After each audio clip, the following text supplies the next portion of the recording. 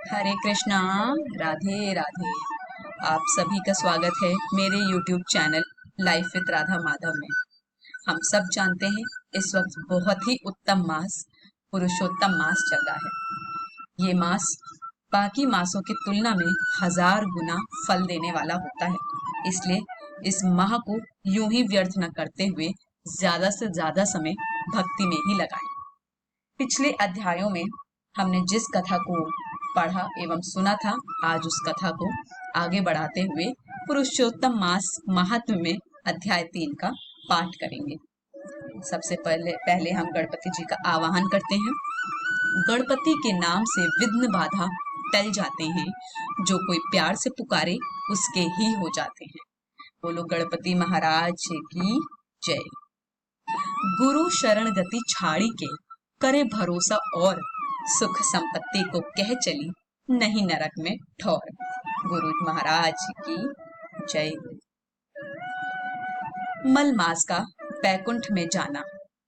सूत जी के श्रीमुख से पवन कथा सुनते हुए ऋषि बोले, हे महाभाग, नर के मित्र नारायण नारद के प्रति जो शुभ वचन बोले वह आप विस्तार पूर्वक हमसे कहें। श्री सूत जी बोले, हे द्विज सत्तमो, नारायण ने नारद के प्रति जो सुंदर वचन कहे वह जैसे मैंने सुने हैं वैसे ही कहता हूँ, आप लोग सुनो। नारायण बोले, हे नारद, पहले महात्मा श्री कृष्ण चंद्र ने राजा युधिष्ठिर से जो कहा था वह मैं कहता हूँ, सुनो। एक समय धार्मिक राजा अजातशत्रु युधिष्ठिर छल प्रिय धृतराष्ट्र के दुष्ट पुत्रों द्वारा द्यूत क्रीड़ा जुए में हार गए। सबके देखते देखते अग्नि से उत्पन्न हुई धर्मपरायण द्रौपदी के बालों को पकड़कर दुष्ट दुशासन ने खींचा और खींचने के बाद उसके वस्त्र उतारने लगा। तब भगवान श्री कृष्ण ने उसकी रक्षा की।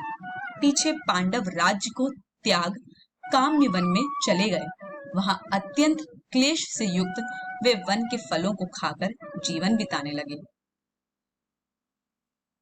जैसे जंगली हाथियों के शरीर में बाल रहते हैं, इसी प्रकार पांडवों के शरीर में बाल हो गए। इस प्रकार दुखित पांडवों को देखने के लिए भगवान देव की सुत श्री कृष्ण मुनियों के साथ काम्यवन में गए। उन भगवान को देखकर मृत शरीर में प्राण आ जाने की तरह युधिष्ठिर, भीमसेन, अर्जुन आदि प्रेम विह्वल होकर सहसा उठ खड़े हुए और बड़ी ही प्रीत से श्री कृष्ण से मिले और भगवान कृष्ण के चरण कमलों में भक्ति से नमस्कार करने लगे। इसके बाद द्रौपदी धीरे धीरे आई और आलस्य रहित होकर भगवान को शीश झुकाकर नमस्कार करने लगी। भगवान श्री कृष्ण ने उन दुखित पांडवों को रुरु मृग के चर्म के वस्त्र पहने देखा। पांडवों के समस्त शरीर में धूल लगी हुई थी। रूखा शरीर था, चारों तरफ बाल बिखरे हुए थे। उसी प्रकार द्रौपदी को भी दुर्बल शरीर वाली और दुखों से घिरी हुई देखा। इस तरह दुखित पांडवों को देखकर अत्यंत दुखी भक्त वत्सल भगवान धृतराष्ट्र के पुत्रों को जला देने की इच्छा से उन पर क्रोधित हुए। विश्व के आत्मा जो भौहों को चढ़ाकर घूर कर देखने से करोड़ों काल के कराल मुख की तरह मुख वाले धधकती हुई प्रलय की अग्नि के समान उठे हुए, ओठों को दांत के नीचे जोर से दबाकर तीनों लोगों को जला देने की तरह लग रहे थे। जैसे श्री सीता जी के वियोग से संतप्त भगवान रामचंद्र को रावण पर जैसा क्रोध आया था, उस प्रकार से क्रोधित भगवान को देखकर कांपते हुए अर्जुन श्री कृष्ण को प्रसन्न करने के लिए द्रौपदी, धर्मराज तथा और लोगों से भी अनुमोदित होकर शीघ्र ही हाथ जोड़कर उनकी स्तुति करने लगे। अर्जुन बोले, हे कृष्ण, हे जगन्नाथ, हे जगत के नाथ, हे नाथ, मैं जगत के बाहर नहीं हूँ, आप ही जगत की रक्षा करने वाले हैं। हे प्रभु, क्या मेरी रक्षा आप ना करेंगे? जिनके नेत्रों के देखने से ही ब्रह्मा का पतन हो जाता है, उनके क्रोध करने से क्या नहीं हो सकता। यह कौन जानता है कि क्रोध से संसार का पालन प्रलय हो जाता है। संपूर्ण तत्व को जानने वाले के कारण वेद और वेदांग के बीच के चित्त आप साक्षात श्री कृष्ण हैं। मैं आपकी वंदना करता हूँ। आप ईश्वर हैं। इस चराचर तात्मक संसार को आपने उत्पन्न किया है। सर्व मंगल के मंगल हैं और सनातन के भी बीज रूप हैं। इसलिए एक जने के अपराध से आपके बनाए समस्त विश्व का आप नाश कैसे करेंगे? कौन भला ऐसा होगा जो मच्छरों को जलाने के लिए अपने घर को जला देता हो? दूसरों की वीरता को मर्दन करने वाले अर्जुन ने भगवान से इस प्रकार निवेदन कर प्रणाम किया। इसके बाद सूत जी ने कहा, अर्जुन की ये बातें सुनकर श्री कृष्ण जी ने अपने क्रोध को शांत किया और स्वयं भी चंद्रमा की तरह शांत हो गए। इस प्रकार भगवान को शांत देखकर पांडव भय से मुक्त होकर प्रेम से प्रसन्न मुख एवं प्रेम विहल हुए।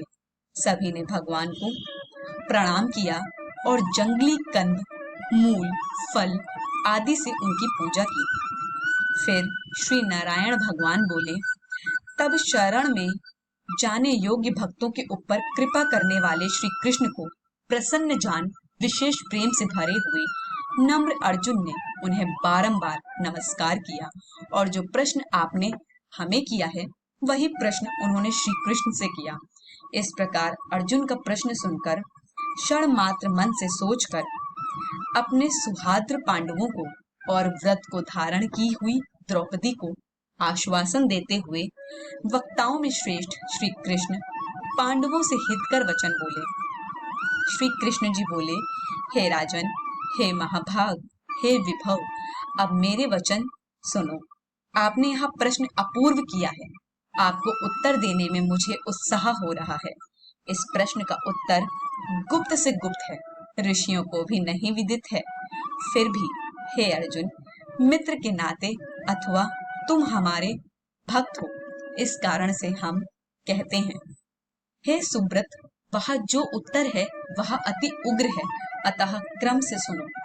चैत्रादि जो 12 मास, निमेष, महीने के 2 पक्ष, घड़ियां, प्रहर, त्रिप्रहर, 6 ऋतुएं, मुहूर्त, दक्षिणायन और उत्तरायण, वर्ष, चारों युग, इसी प्रकार परार्ध तक जो काल है, यह सब और नदी, समुद्र, तालाब, कुएं, बावली, कढ़ैया, स्त्रोत्र, लता, औषधियों, वृक्ष, बांस आदि पेड़, वन की औषधियां, नगर, गांव, पर्वत, पुरियां, यह सब मूर्ति वाले हैं और अपने गुणों से पूजे जाते हैं।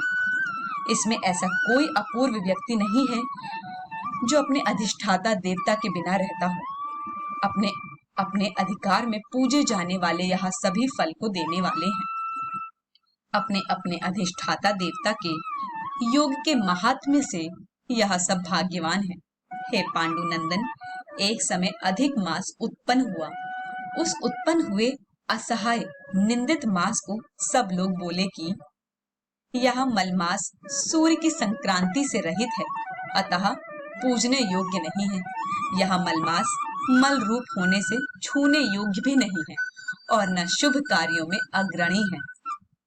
इस प्रकार के वचनों को लोगों के मुख से सुनकर यह मलमास निरुद्योग, प्रभार हित, दुख से घिरा हुआ, अति खिन्न मन, चिंता में ग्रस्त मन होकर व्यथित हृदय से मरणासन की तरह हो गया। फिर यह धैर्य धारण कर मेरी शरण में आया। हे नर, वैकुंठ भवन में जहां मैं रहता था वहां पहुंचा और मेरे पास में आकर मुझे पुराण परम पुरुषोत्तम को इसने देखा। उस समय अमूल्य रत्नों से जड़ित स्वर्ण के सिंहासन पर बैठे मुझको देखकर यह भूमि पर साष्टांग दंडवत कर रहा, हाथ जोड़ कर नेत्रों में बारंबार आंसुओं की धारा बहता हुआ धैर्य धारण कर गदगद वाणी से बोला। इतना कहकर सूत जी बोले। इतनी कथा कहकर भगवान नारायण चुप हो गए। इस प्रकार नारायण के मुख से कथा सुन भक्तों के ऊपर दया करने वाले नारद मुनि पुनः भगवान नारायण को बोले, नारद जी बोले, हे प्रभु, इस प्रकार अपनी पूर्ण कला से विराजमान भगवान विष्णु के निर्मल भवन में जाकर भक्ति द्वारा मिलने वाले जगत के पापों को दूर करने वाले, योगियों को भी शीघ्र न मिलने वाले, जगत को अभय दान प्रदान करने वाले ब्रह्म रूप मुकुंद जहां पर थे, उनके चरण कमलों की शरण में आया हुआ अधिक मास इसके बाद क्या बोला। इति श्री ब्रह्मनारदीय पुराणे पुरुषोत्तम मासे अधिक मासे वैकुंठ पर्दापण नाम तृतीय अध्याय समाप्त। आज की कथा में बस इतना ही। वीडियो को ज्यादा से ज्यादा लाइक, शेयर और सब्सक्राइब करिए और इस अधिक मास के पवन पवित्र समय को ज्यादा से ज्यादा भक्ति में व्यतीत करिए। सभी को हरे कृष्ण, राधे राधे।